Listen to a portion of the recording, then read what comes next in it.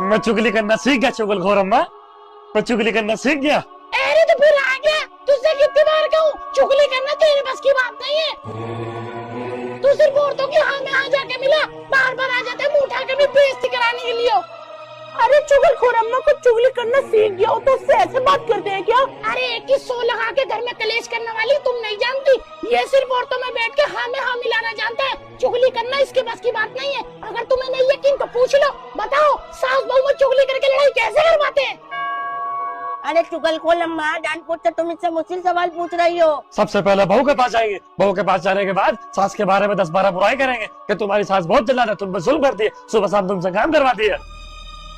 इतना बोलने के बाद फिर सास के पास जाएंगे, सास के पास जाने के बाद दूसरे बहुओं की सास के सामने तारीफ करेंगे कि फलाने की बहू पूरे घर का काम करती है, सास का ध्यान रखती है, लेकिन तुम्हारी बहू कुछ भी काम नहीं करती, सुबह लेट उठती है और काम करने में आलस करती है।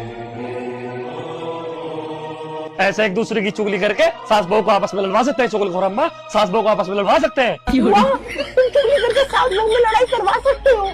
How do you know this? आपने वो बोला कि किसी चुगलखोर से सीखा है ना? मैं अपनी गली मोहल्ले के पड़ोसन से सीखा हूँ चुगलखोर अम्मा, मैं अपनी गली मोहल्ले के पड़ोसन से सीखा।